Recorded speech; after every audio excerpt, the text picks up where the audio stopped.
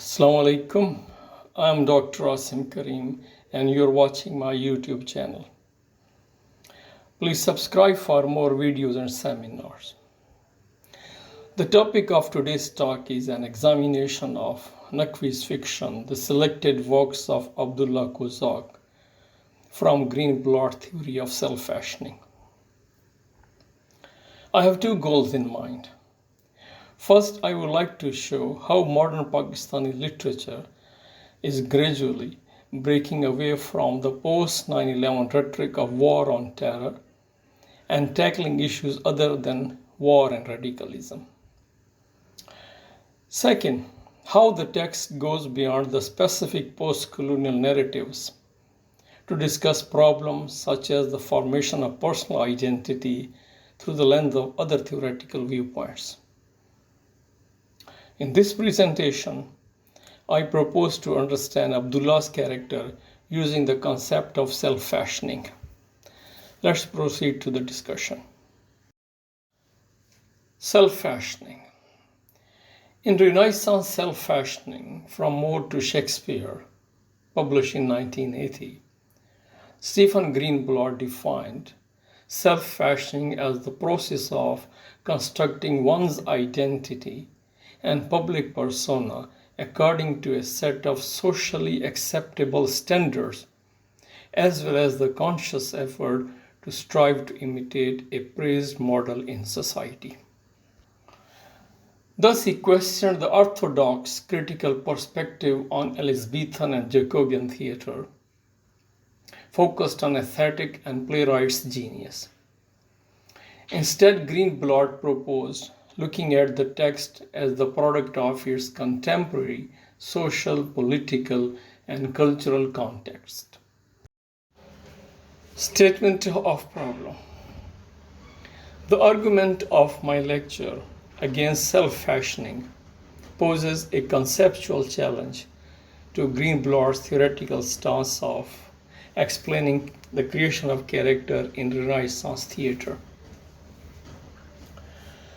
Unlike Greenblatt's stance that characters are the product of broader social and cultural context, I argue that character in Naqvi diverge from the socially acceptable norms of behavior, especially for the older adult. I draw the conclusion. Key points of my statement of problem. Because Abdullah deviates from socially accepted norms, especially for an older adult in Eastern culture, Greenblatt's stance of self-fashioning is undermined. But this deviance, or this departure from socially accepted norm, is a confirmation of anthropocentric view of human centrality in the world. It emphasizes Abdullah's individuality and faith in individual approach and ability to act and perform regardless of the age. Now I directly go to the character of Abdullah. Abdullah is a different character. He is the protagonist and a supreme literary character. He is a true reflection of human incongruities. Old, corpulent, and toothless,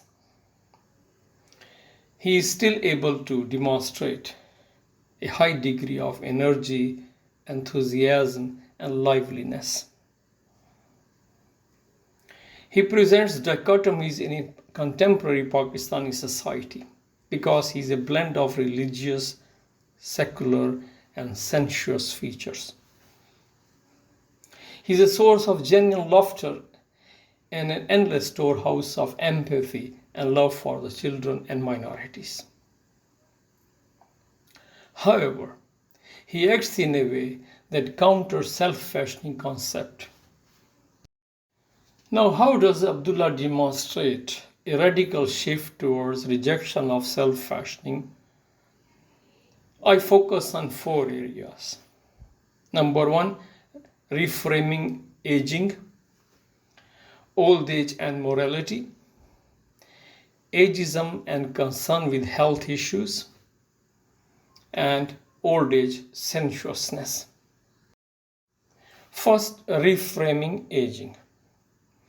Abdullah appears to be an older adult who is redefining old age or reframing aging. He represents the modern day TikTok older adult figure who demonstrates a high degree of sensual energy and ability to participate in scores of physical activities like dance and dhamal. Some of his actions include brawling with infamous mobster Langra Dacoit over the matter of his lady Jugnu. Later he elopes with her to the interior of Sindh after he succeeds in taking her away from the gangster. Exuberant dancing and enthusiastic participation in dhamal are other activities that he demonstrates in the text. Second point is that of old age and morality. Different norms of behavior and values are associated with the elderly. Compared to today's young, they are counted on to have more strong moral and religious convictions. A close correlation between morality, happiness, and social support has also been identified in studies on the elderly. However, Abdullah acts contrarily and behaves in a way that directly challenges the moral aspect of aging. You can find this in his sensuousness and his relation with Jugnu. Third aspect is that of health and aging. According to World Health Organization, there is no typical older person. Some 80-year-olds have physical and mental capacities similar to many 30-year-olds. Other people experience significant decline in capacities at much younger ages. Still, aging is deeply engaged with depressing health concerns and health-related anxieties.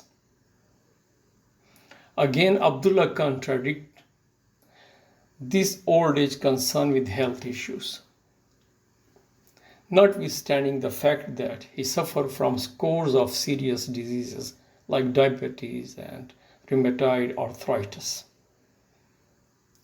Throughout, he appears to be least bothered by health-related problems and is more inclined to physical activities, sexual delights, and romantic pleasures. The fourth point is that of old age sensuousness. Here and on this issue, Abdullah is quite exceptional and extraordinary figure. Breaking all rules about sensual love, the common decency of an old man's sexual behavior, and taboos about an old man having a relationship with a young lady. Abdullah enjoys indecent sexuality that involves what Bakhtin calls the material sphere and lower body stratum. Far from looking back to the past, he brings his sexuality down from the position of a grand metaphor to a positive old age experience. The joyous celebration of sexuality is firstly seen in the hilarious account of Abdullah's love experience with an aging television actress. But it is most intense and direct with Jugnu. In a nutshell, his entire sexual attitude is a public denunciation and subversion of socially accepted sexual rules and sexual roles that exclude the older adult, in particular, from an expressive expression of sexuality. Conclusion. Overall, the effect of portraying Abdullah so differently from the public persona is to call attention to the grand narrative of humanism, which asserts individualism in the face of religion, social norms, and practices that are widely held to be true. Abdullah is always in the process of building his individualistic identity, which is different from what is considered socially acceptable behavior. It is also anthropocentric because it asks the reader to think about what humans want or have the potential to do, no matter how old they are.